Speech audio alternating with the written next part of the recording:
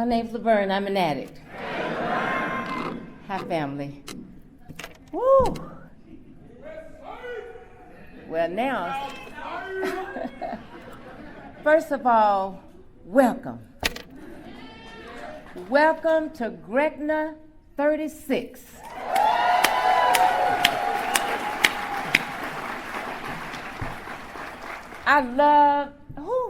I don't know who was responsible for this logo, but it is phenomenal. We're talking about riding the river of change, and then it has the 12 steps, traditions, concepts, honesty, open-mindedness, and willingness. And I like the fact that it's talking about riding the river of change. You know, when before I got here, I remember at 13, I tried to commit suicide. And I knew then, and my parents should have known then, that there was something going on with me. You know, and all I wanted was a little bit of love. You know, and I've been sitting there,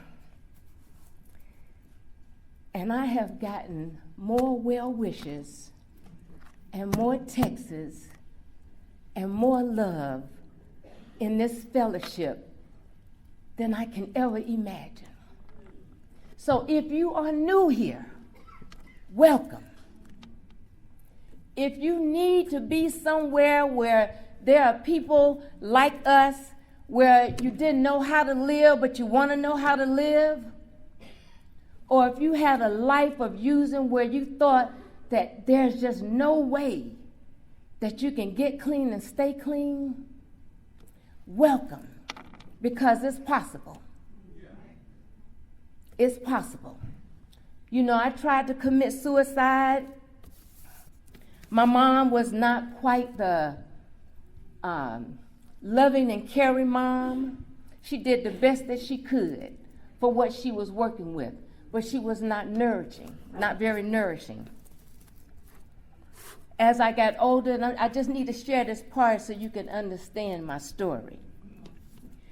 You know, I got pregnant when I was 17, and that man was the love of my life. He cheated on me a lot, and at the age of 17, I wanted to kill him. And for some reason that day, God just would not let me pull that trigger. And I ended up shooting myself in the side. Now, why I did that, I don't know. And then I found out that I should have died, but I had some prayer warriors. And God heard their prayer. You know, I got pregnant. I have a beautiful son. And I want to tell you that because, see, this disease of addiction, when you are using, it does not matter who you hurt. Because I remember making my son sit outside while I get high. Telling him to wait so I can finish using. If you're new here, please stay. You know, when on my last day of using, I remember that day so well. You know, I had said when people were getting high and stuff, and I was afraid to do needles, so I was never gonna be a heroin addict. You know, I thought I could just do a little cocaine, smoke a little marijuana. In my era, it was like, you know, you could do the cocaine, it was elite. You know, it was nothing to be at your little party. You know, you have your little, I can't go there too long, so I don't talk about the drugs because I honestly can't go there too long. But the point I'm making is that when I started doing that, I never knew I was going to end up where I ended. So on that last day of using, I would never forget it because it started out with me crawling on the floor looking for some drugs, just a little more rock to get high. And then at this very hour, and I ran out of dope. And I remember, how did I get here? And in that very moment, I started thinking about all the men that I had slept with, the rapes, the lies. I remember sometimes I didn't even want to sleep with those men, but I just did it. And then I had to get high so I wouldn't feel the degradation and the pain and the shame from being a whore. And I hollered out that night and I said, I don't want to live anymore. And my son heard me. And I could barely walk, and I made it to the living room. And my son, I was on the floor, and my son sat there on the floor, rubbing me, saying, Mommy, it's going to be okay. You know, and I managed, my uncle had already told me about people getting help. And I remember calling this facility, telling them that I needed to get some help. And they told me they didn't have a bed. And I was like, you've got to let me in, because this was a Friday. And I said, if you don't let me in, I'm not going to make it. I said, I can't wait another day. And they let me in. Now, mind you, you know, do y'all remember those times when, now the evidence is clear. You know, you remember those times when you just used all your money and then you pray to God and you said, I'm not going to do that anymore. And then that next day come, we get a little rest and we back off to the races. But this particular time, God heard my desperate prayer. And I prayed many times, God, please help me. You know, if you could just get me through this time. But that day, August 16th, 1984, God heard my desperate prayer. Now, mind you, I was one of those working users. I still had my job. The only thing that looked different about me is the weight. So I got in treatment, and about the third day, when I got in treatment, I remember they gave me a book from another fellowship. And I kind of skimmed through the book, and when it talked about this being a spiritual, it was talking about spirituality, I said, I'm not going to make it. Because you got to understand, when you done been through all this stuff, why would anything want to help me through all the stuff that I've been through? See, I didn't know that God loved people like us. He loved to take people like us. He liked to take people from the bottom of the barrel and pull them up. You know, my first meeting, I was in detox, and they took me to my first meeting. They let me out of detox, and they took me to my first meeting. And it was a meeting from the other fellowship. And I remember this young lady celebrating 1 year, Wendy T. And I went to that meeting, and she was picking up her key tag. And her family was sharing about her. And they talked about what Wendy had gone through. And when I looked at Wendy, Wendy was a heroin addict. You name it, she did it. But that day when I looked at Wendy, Wendy was looking like grace and mercy and class. And she was picking up her 1 year. And I said, if she can do it, I can do it. And I began to stay, and I was in treatment, and here I go. 2 weeks in treatment. When I first went to treatment, I thought, I'm the only female this sick. There were no women. And I thought to myself, how could this happen to me? None of my friends were hooked on drugs. What I would do, I would get high with them, and then I would leave them, and I'd go do my kind of drug. And at that time, ultimately, I was into freebasing. Now, right now, I'm real grateful for freebasing because, honey, it got me here real quick. Now, all of y'all that did that during crack, welcome. Because I don't know if I would have made it. But at that time, you know, that freebasing, it'll just run you all over everywhere. But, you know, I got in treatment, and I started feeling better. And I said, and my friend Joyce, second lady, came into treatment. And Joyce came into emergency there. And I remember when she came in, and she was real sick physically. And I asked them, and I said, what's wrong with her? And they told me, because when I went in treatment, I was the first person for them to treat with an addiction. Other than that, they were dealing with alcoholism. And I was so happy to see Joyce, and I just stood over Joyce, and I wanted to take care of Joyce. I was so happy. And Joyce thought I was a counselor. Because you know, when you get better, start looking good and feeling good. And I remember they told me I wasn't going to make it. You know, because see, it's something about coming in this program, being one of them smart addicts. You know, didn't sink too low. They didn't think I was going to make it. Joyce and I got out of treatment. We were so happy. You know, we started going to our meetings. And those folks from that other fellowship took good care of us. And then one day, and I know this guy was just trying to help me. And they told me that I needed to go to NA meetings.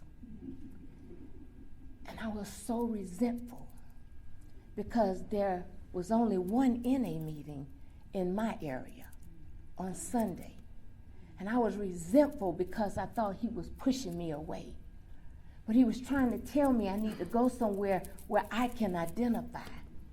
Now, I remember this couple coming into treatment, and I love H&I, because I remember this couple coming into treatment, and they were telling us about H&I and Narcotics Anonymous.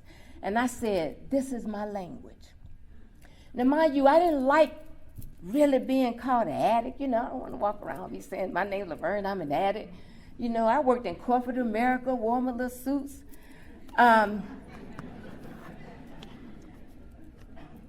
But Joyce and I, we started going to our meetings.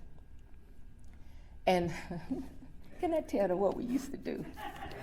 When you newcomers, listen, you know when you're new and you're female, and it was in the summertime, we were wearing our shorts. I called Joyce, what you gonna put on? Because we were going where the men were. I said, girl, we got to put on some shorts, show our legs and all that. But anyway, we began to go to the meetings. And I want to thank, I wish he was here, Frank O. Because Frank O had an idea of NA being brought to the black community. And he wrote Don R. about starting a meeting. And that Sunday meeting in the West End group, it still exists. And when we started going to that meeting, we had to sit in, it was at a daycare center, so we had to sit in these little chairs. How humbling is that? And while we were going to the meetings, I didn't have a lot of money, so when I would go to meetings, I was always kind of dressed up. And on Sundays, we used to go in hats and all. We just was like that, But we started meetings in that area, and man, I miss some of my people. I miss some of my people, Players and Lee and Sterling, because they were responsible for getting, and Dwayne is still here, but Sterling, Lee, and Players are no longer with us. But they started to help carrying the message of NA in the west side of town. And we began to expand. And I was always, there still was not enough meetings for me to go to. So I started going to these meetings in Midtown Atlanta. And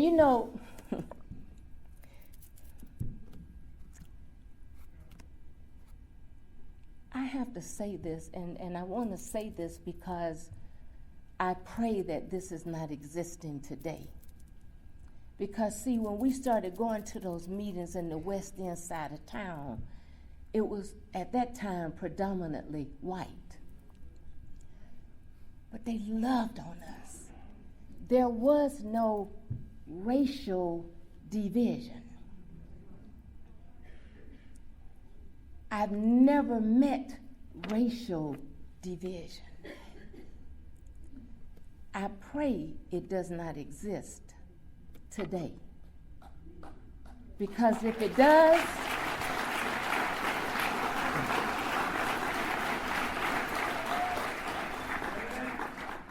you got to search your heart.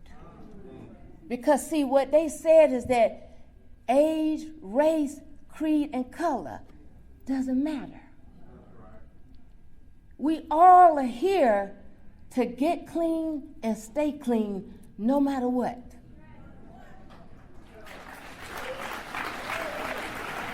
See, I remember one time wanting to go to a meeting on a Friday night. This was before this meeting started. I don't know if you remember, Ed. You should have, though, because I remember when I came to that meeting, I came to that meeting from work. I had my little suit on. I went to that Rising Sun. I said, what the heck? It was all these bikers and these tattoos and, but I sat in there at that meeting and I felt good. And they treated me good. But I got here and at 6 months, they would tell us not to get in a relationship for a year. And I'm going to tell y'all, I know it's not in the book, but later on you're going to hear why I strongly suggest that. Because I didn't do it. So I met my husband, I met Lee, I had 6 months clean. I tried to keep it a secret. Because they were like, no relationships in 6 months, within a year. And I said, I don't want my sponsor to find out. That was Wendy T at the time. And I don't want my mama to find out.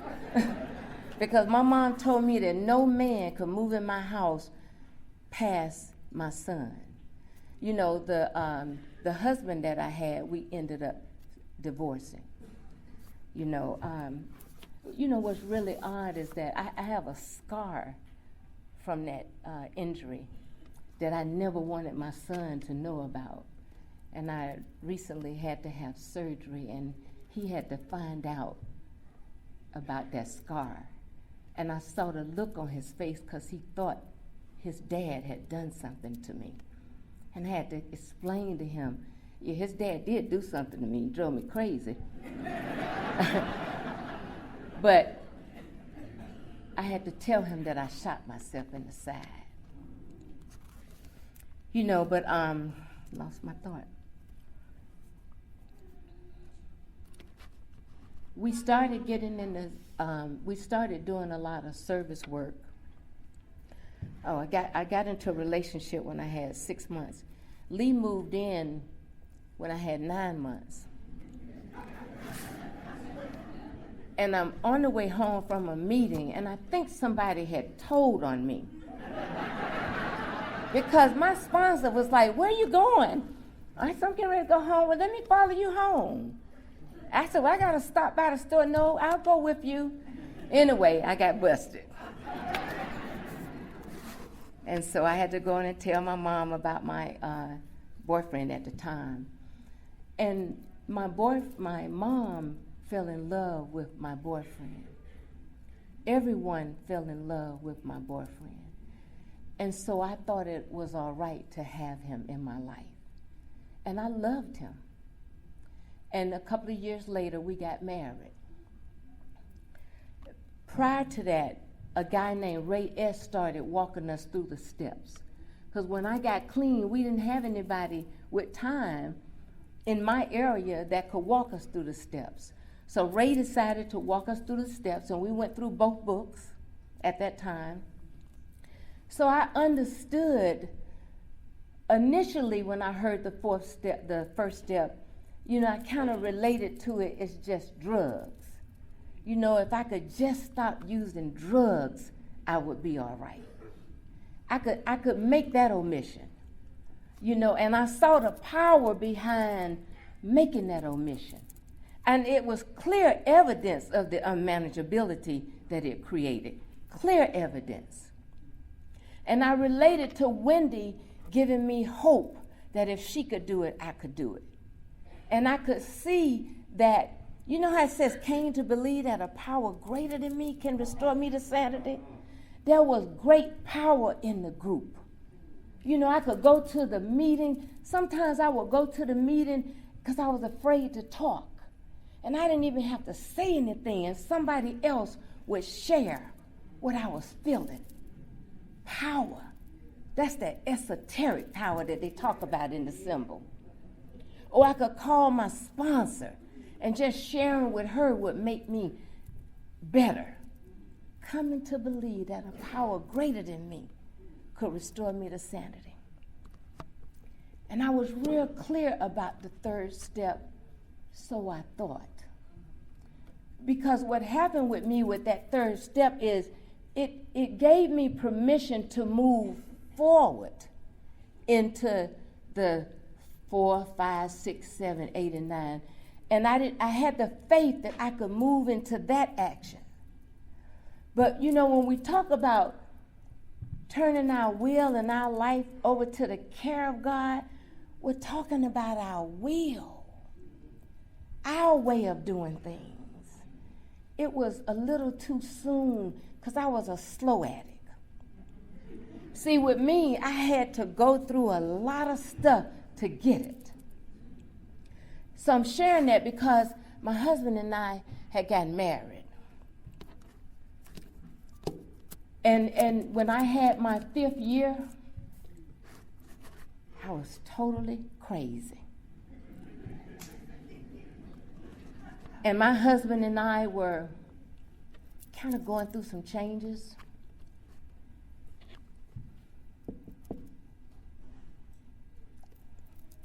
And I committed adultery.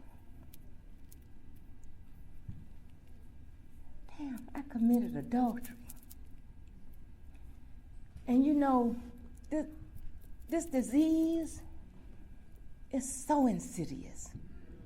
Because I remember it making me feel like I could handle what I was doing. It took away remorse. I didn't feel no wrongdoing while I'm going through this. And I committed adultery. And I don't know why God told me this, but I was riding in my car about a year later. And I remember I had switched sponsors, and I was so scared of what I was doing. Because, see, I knew I was going to hurt somebody, but I couldn't stop. As a matter of fact, the day before I committed adultery, my husband was going out of town, and I begged him not to leave because that disease was on me so bad. And he went out of town, and instantly I made that phone call. And I committed adultery. A year later, and I'm going to tell you, after you make a run, you know how you make that run? You don't think about nothing while you're making the run. But when the run is over, you go through all that shame and guilt, and that's what I went through. And a year later, I was about to do the same thing. Now I'm going to tell you something. I made it through that clean. But a year later, I was about to go through the same thing with the same person. And I remember this person that was sponsoring me asked me, because I said, I know I'm about to mess up again. This was a guy at the time, and he asked me, he had the nerve to ask me. He said, well, do you want to be a lady or a tramp? Now that should have done it. Because in spite of all I've done, I don't want to be no tramp. But I'm riding in my car. And you know, when I would hear people say something about God spoke to them and all that, you know, it used to bother me because I was like, God ain't never spoke to me. But I kid you not, I'm riding in my car, and very crystal clear, that spirit told me, you got to tell your husband. And I went, what?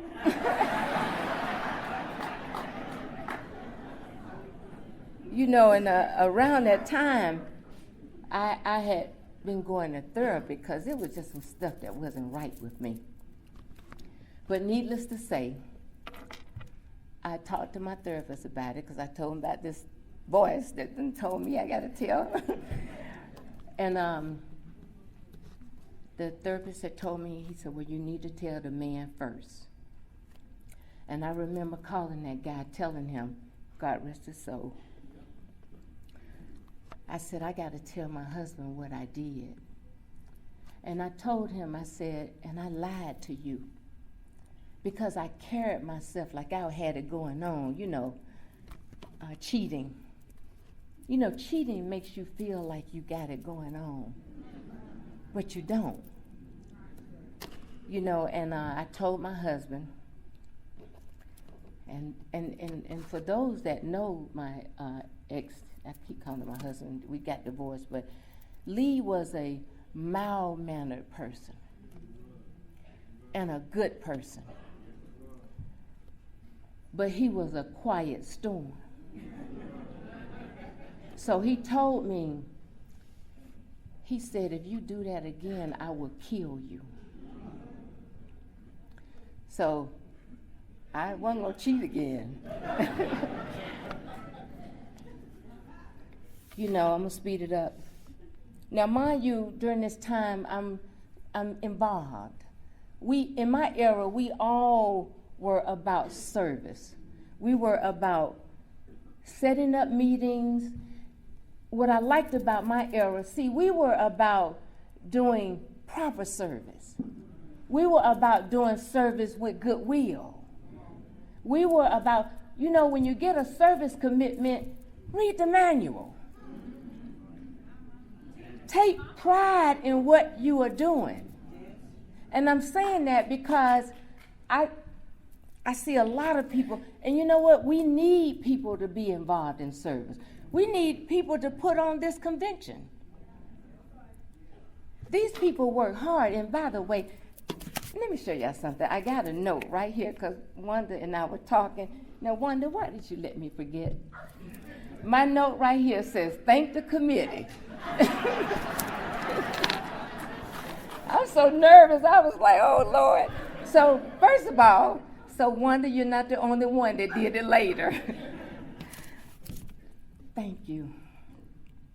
And I got to say this now because you have given me my greatest joy by asking me to do this. And I'm humbled. I'm humbled by the request because I don't do this. I'm very terrified. I don't like to get up in front of people. I'm a behind-the-scene person. I'm a treasurer. What am I, y'all? Treasurer and registration. That's me. You know, that's my expertise. I'm going to manage your money. And while I'm managing the money, you're going to probably get mad at me because if you don't have the receipts, there's going to be a problem. You know, I think about it. I think I got to say this. I think about it now. You know, in my job, I worked at Wachovia for 28 years, and 15 of those years I worked in sales. And so when I got on the registration committee, you know, I just like to hustle. I just like giving people money. But the thing of it is, before I got clean, I should have been wealthy. Because, this is not funny, y'all, but I'm just adding a little light to it, because I slept around like you would not believe. And I didn't get paid. So when I started thinking, I don't have a problem asking people for money, but I didn't ask them jokers for a dime. Lord have mercy. But you know, we started getting involved with service, and I'm saying that about service because I just want to encourage people, because when we got in service, we read about the position. And when we got those positions, we took those positions seriously. Have some integrity when you get ready to start to do service work. I don't care if it's H&I, registration, whatever you do, and if you don't have the skill, back away. But if you got the drive, ask somebody for some help and some guidance.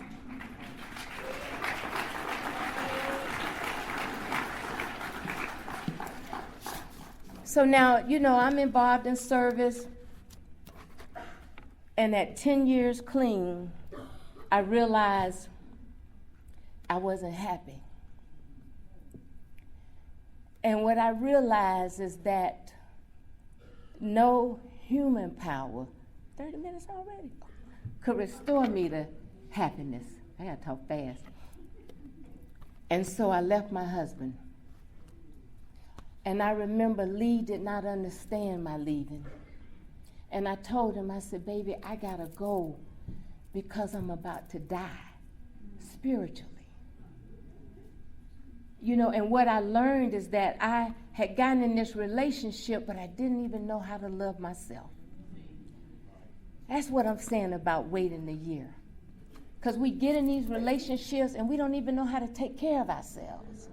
So I got in that relationship. My husband made sure that, you know, I moved and he set everything up. And I almost wanted to really commit suicide, because what I realized is that I didn't know how to do nothing. Now, image-wise, always look good.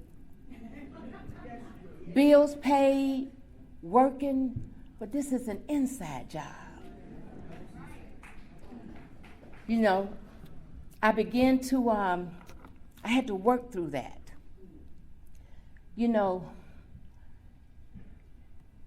then I began to realize that there was some things wrong with me. You know, when they talk about those defects of character, I began to realize, because I don't recall having this issue before I got clean. I don't know if it's something about, you know, getting clean and we know some stuff, but I had developed this issue of wanting to run everything. That control was a monster. And I used to get so mad because people would talk about me, and the people who would talk about me, they had control issues too. So I'm like, why are they not talking about their control issue? Why are they focusing on my control issues? But I had to deal with that. Because see, let me tell you something. When you have control issues, it's unattractive. We don't run nothing. You know, it says for our group purpose, there's one ultimate authority. Who? A loving God as he may express himself. In our group conscience, our leaders are but trusted servants. They do not govern. You know, but we can get a little too cocky and a little too arrogant around here. Like things have to go my way. As a result of that, I'm going to speed it up now. Some things were said about me, and I don't know if they were said about me because of that or what. But I remember some things being said about me. And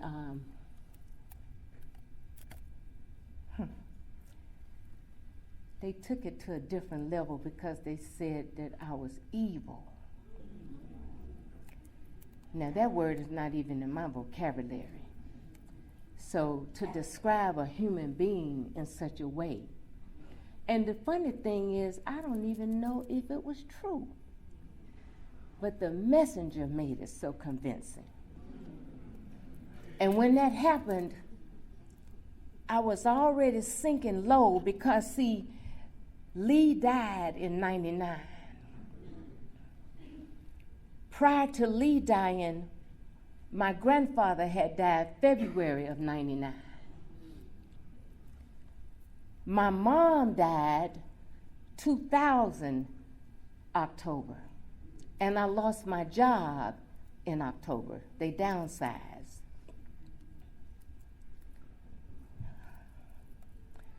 And I just started really getting through that grieving about that.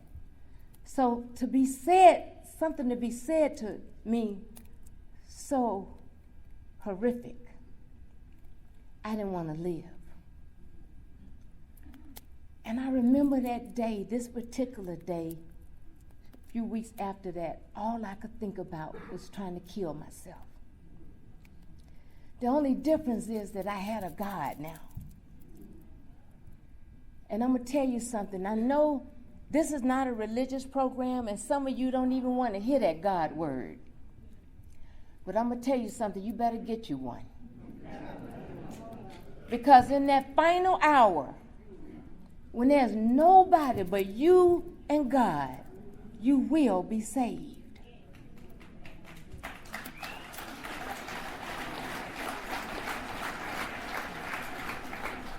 And I didn't commit suicide. And I want to thank that girl for saying that to me today. Because see, what happened was I had low self-esteem. And I was always in people bondage.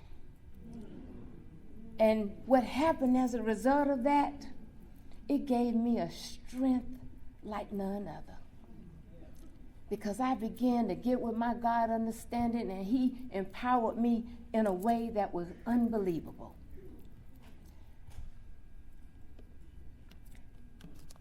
Seven years ago, it's so much I'm leaving out, but we need to wrap this up, and I want to just share where I'm at today. 7 years ago, because I'm single, and my sponsor, Demetrius, she's not here anymore. Demetrius and I would talk a lot about being a lady. And I would ask Demetrius, I was like, how could you be single and not have sex? And I remember Demetrius telling me that she was afraid of not pleasing God. And I just thought how crazy that was. And I know I remember when she said it to me, I said, well, I'm not going to never please God in that area. Never. But 7 years ago, I found myself in I'm not going to call it a relationship, but I found myself doing something that I didn't have any business doing. You know, sleeping with somebody else's husband. And I thought to myself one day, I was like, where's your self-esteem to have you wanting to be sleeping with somebody else's husband? And what about God? And I remember saying, God, if you just get me out of this, I'm all yours. And today, you know, in the 11th step, it says we can be happy with or without a mate, with or without money. I had to write this one little part down. Teresa, I tried to come in here without my reading. But it says, God's will for us is the ability to live with dignity, to love ourselves and others, and to laugh, and to find great joy and beauty in our surroundings. That's God's will for us. You know, so I've been single for 7 years. So y'all know what that means, right?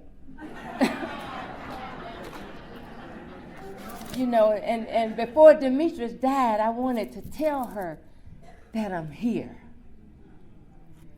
You know, and I'm not bragging about that now because I told y'all how I used to be, right? So, but what I know, though, is that God is in control of my life. Now, there are so many other things that we can do that's not good, that's not right. We gossip, we do a whole lot of things. But that was a big thing for me, to live my life as a lady. You know, newcomers. This program works. Man, this program works. Because what they say is that an addict, any addict, can stop using drugs, lose the desire to use, and find a new way of life. But if you find yourself riding that river of change, because it's coming, it's coming. And while you're riding that river of change, the only way you're going to ride it where it's not too rough is to get into those steps, traditions, and concepts. But if you find your way,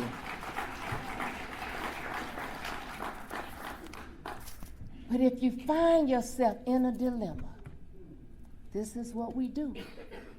When at the end of the road, you find that you can no longer function, either with or without drugs, what is there left to do?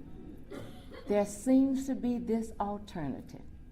Either we go on as best we can to the bitter ends, jails, institutions, or death, or find a new way to live.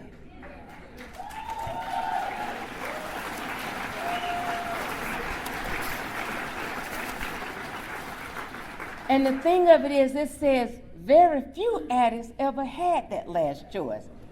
But those of us who are addicted today are more fortunate. Now that's a powerful God.